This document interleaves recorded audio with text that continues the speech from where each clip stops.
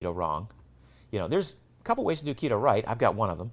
But one of the ways that people do keto wrong, I think, is they assume that fat, they read all about the benefits of fat and how fat becomes this amazing macronutrient, and they start to increase the amount of fat like way beyond what should be a realistic amount. And then they complain that they're not losing weight.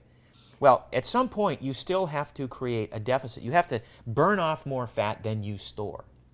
So even if you aren't storing any more fat, and that happens a lot, people will say, gosh, I'm eating 3,500, 4,000 calories a day. I'm not gaining weight. This is awesome. I'm not burning off. I'm not losing any weight either. Why is that? Well, because you're giving yourself so much energy in the form of food on a regular basis, you haven't created the need for the body to take your own fat out of storage and burn that.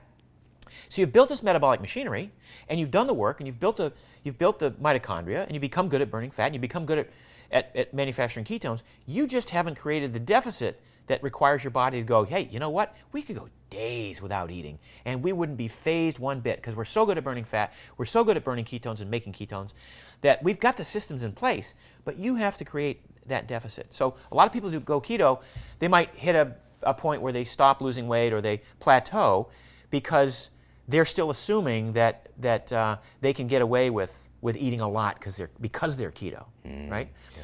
So that's one thing. Another thing that people do sometimes is they eat too much in the way of protein.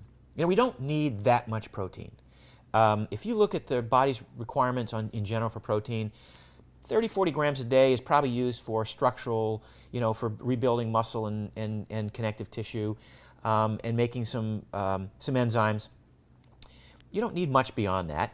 And so even if you're like a bodybuilder or a weightlifter and you say, well, I'm doing all this hard work, I must need more protein, I'm going to suggest you probably don't need more than 120, 130 grams a day. And yet there are people who are doing keto who are getting 150, 160, 180 grams a day of protein. Now, what happens to that excess protein?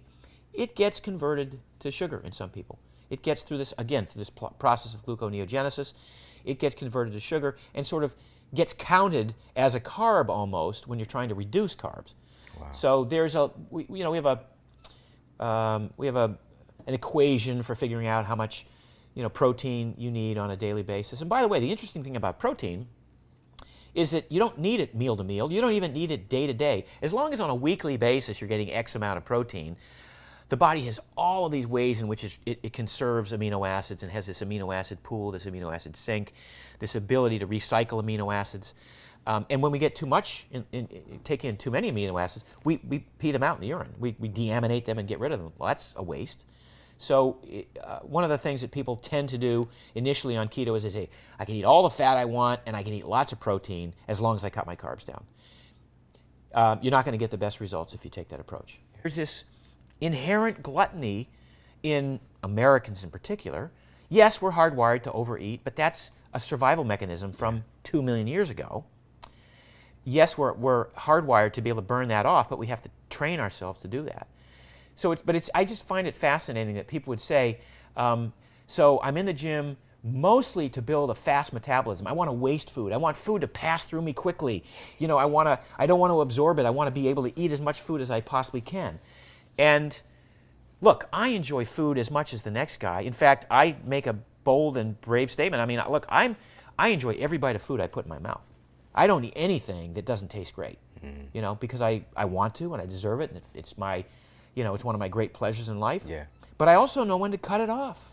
I know when I'm no longer hungry for the next bite. Yeah. There's a certain I don't know, intuitive understanding that, there's going to be food whenever I want it. So I don't need to finish my plate just because there's more food on the plate. I can easily wrap it up, take it home. I can easily, share it with my partner. I can easily give it away to whatever. I can easily just throw it down the disposal. I really don't need to eat everything that's on my plate all the time. That's one of the things I've noticed about myself over the past year and a half of doing this, is I get by on probably 35% fewer calories than I thought I needed, certainly than I used to eat even as recently as 4 or 5 years ago.